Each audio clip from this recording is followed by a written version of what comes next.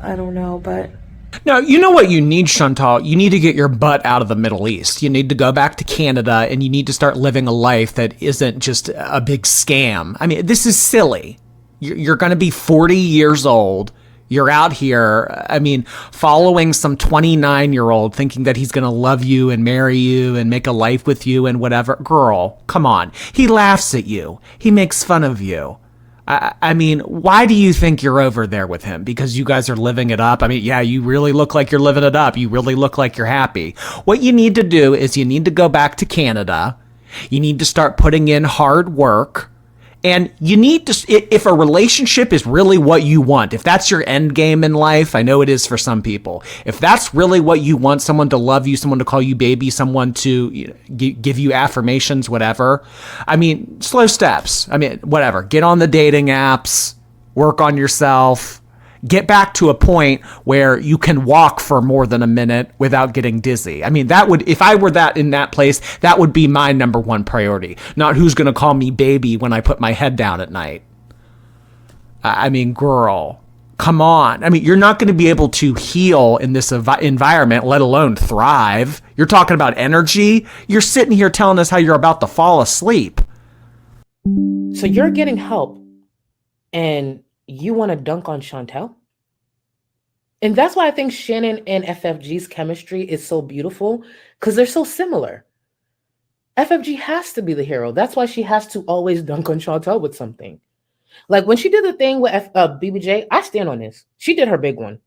She did her big one with that one, especially with the way Chantel was running her mouth talking about FFG's dogs and all. When I saw her pull that off, I said, leave it to Chantel to have me applaud FFG. I was pissed. I was like, oh, this was so good. She trolled the fuck out of you. Oh my God. So, just so we're clear, and you heard it here first. What happened with BBJ, rescuing BBJ? The BBJ rescue to FFG will be with the 89 LBs are to Amber. You will always hear about it for years to come. Always. That's never going to die. She did her big one. She had to make it public.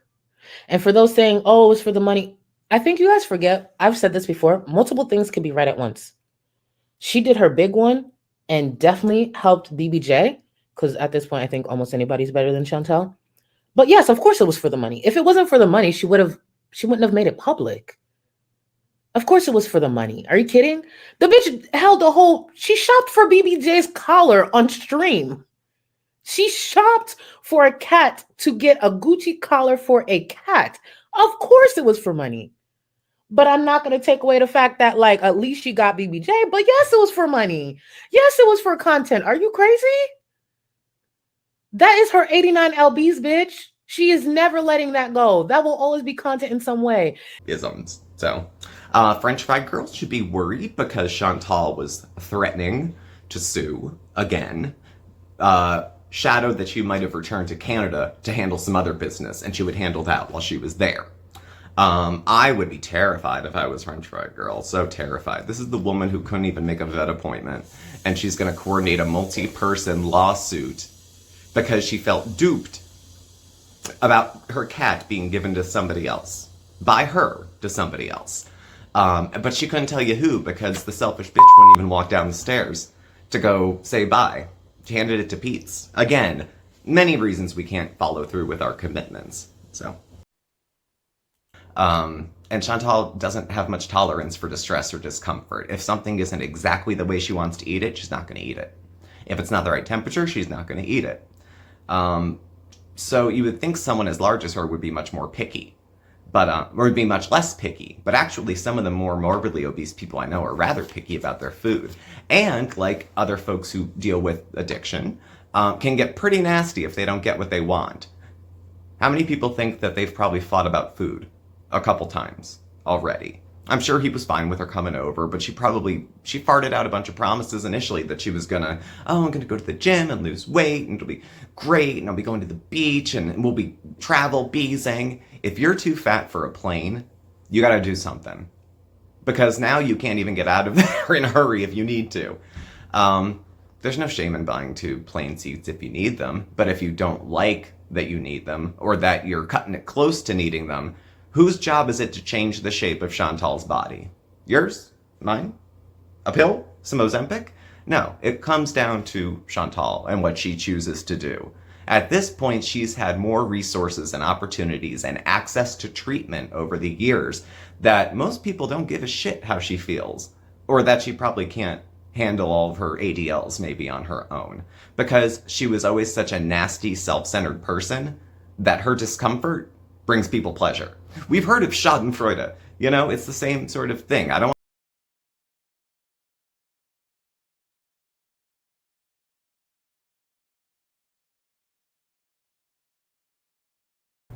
So we saw some boats pass by while we were hanging out by the riverside and decided after we were done hanging out by the river to see if we could find a dock and take a boat ride ourselves.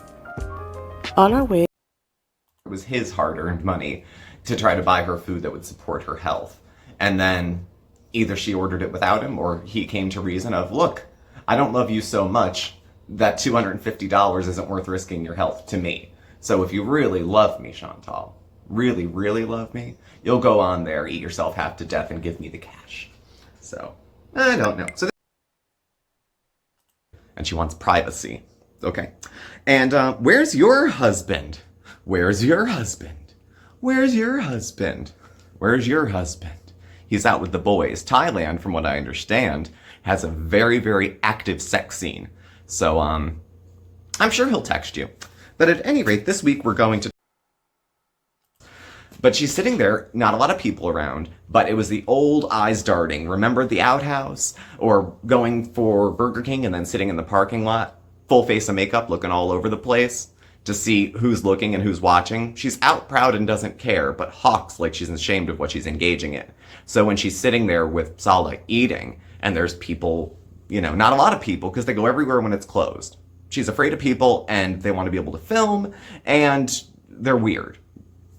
They're weird. She likes getting attention, but standing out doesn't really... Like, I think she probably feels like people are staring, because they are staring. It's a spectacle. She's 4 times the size of a normal woman. So I think people are going to stare. That shouldn't be unexpected. Is it rude? Is it cruel? I don't know. Bottom line, it shouldn't be unexpected. And to act shocked would be kind of stupid as well. Please look better after yourself. Take better care of yourself. If not you, for your husband that you told us you loved so much. How much do you love him if you're willing to eat yourself to death because it's too difficult to try to get better beyond 36 hours? I'm not a 12-stepper, but the bondage of self. She's so obsessed with meeting her own wants and needs that she, to her inadvertently, steps on people and hurts people in that way. There's another side of Chantal that is a complete sociopath and pretty much doesn't care about feelings, doesn't know how to act. That's why we had the wedding cake and candles and she erupted like she was going to shit her pants, because she doesn't know what happiness feels like, so she doesn't demonstrate what it looks like. She doesn't know love. She doesn't know any of those feelings. And so with all this spinning in her head, her marriage on the line, her citizenship being up, she goes on a diet. One, I'm pretty, okay? That has a lot, and I don't mean that to be conceited. I'm being very matter of fact. Being pretty gets you a lot of privilege.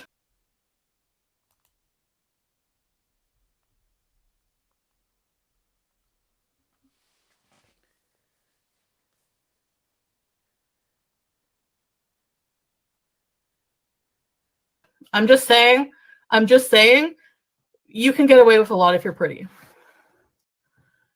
Number one, I'm pretty.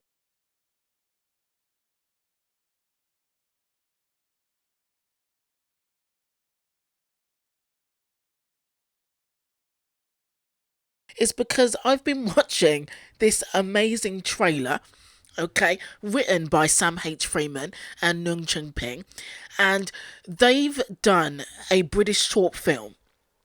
They did it in 2021, and it was called Femme.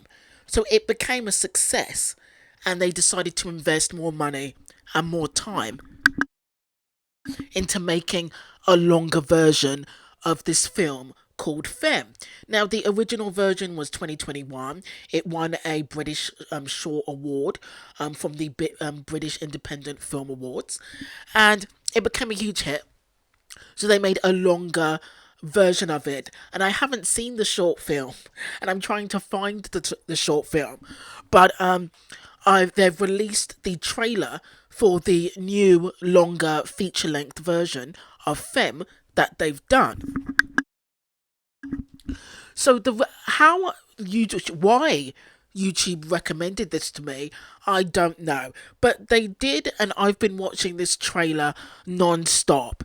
So if they'll allow me to put the trailer in, I will show you this trailer that I am seriously obsessed with. Sorry guys, I forgot to add trigger warning, LGBTQ themes and homophobic violence.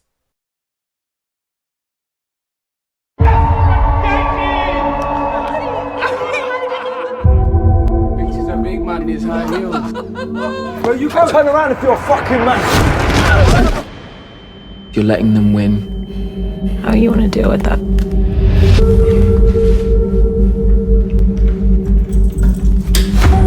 I think you're a nice looking lad. On your front. I'm a nice guy. If you disrespect me, fuck you up. I get that. Yeah, I'm the same.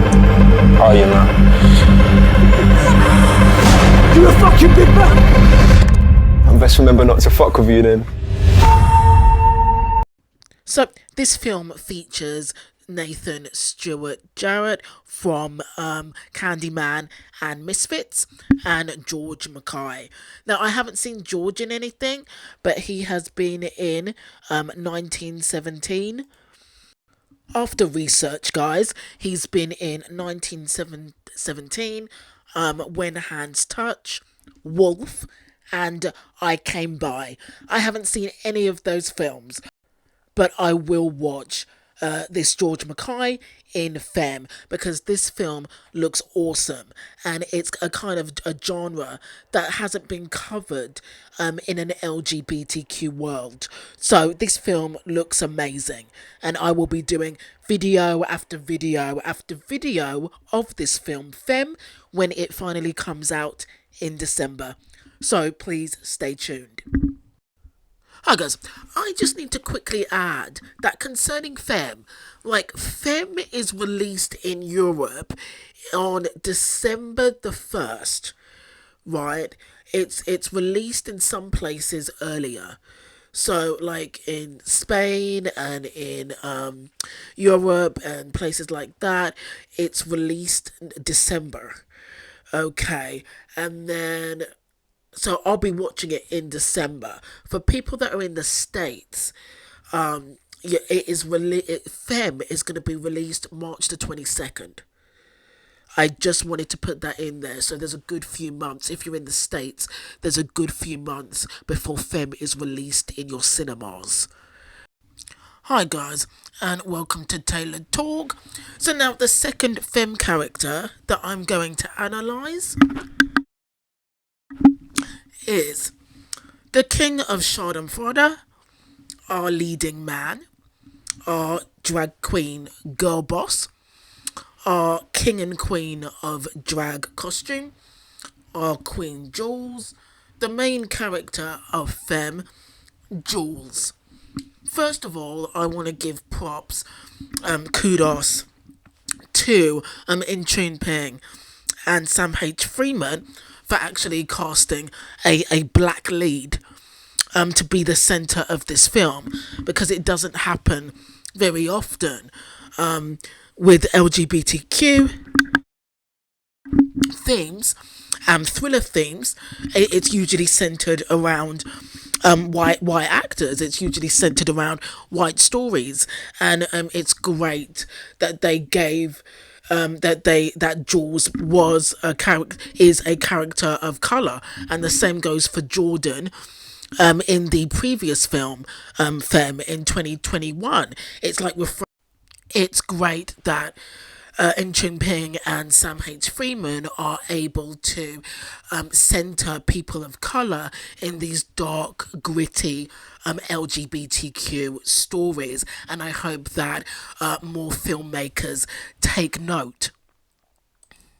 So, guys, the second character that I'm going to analyse from Femme is the King of Schadenfreude, our leading man, our drag queen girl boss, our king and queen of drag costume, our Queen Jules, the main character of Femme, Jules.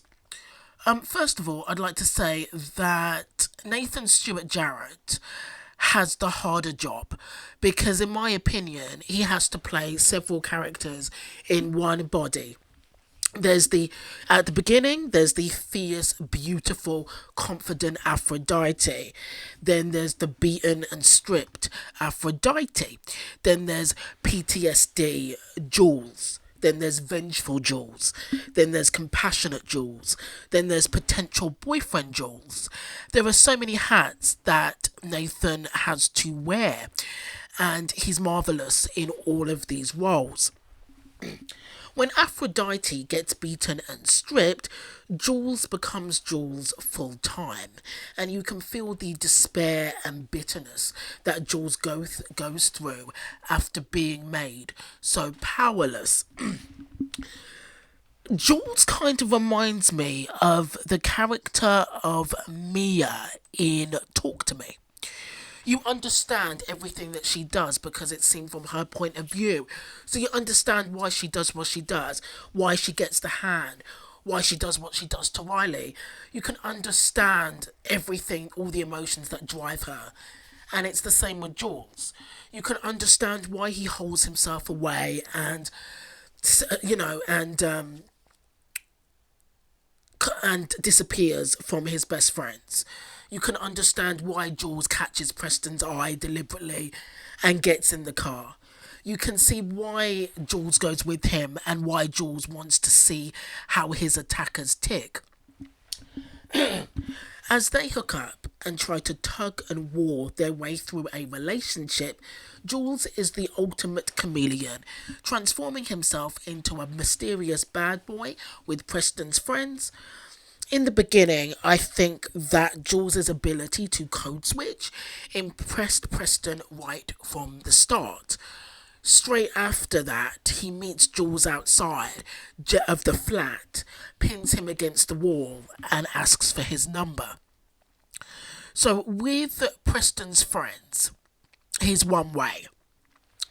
He's mysterious, he's, council estate, bad boy type. I'm just here to get some drugs in it.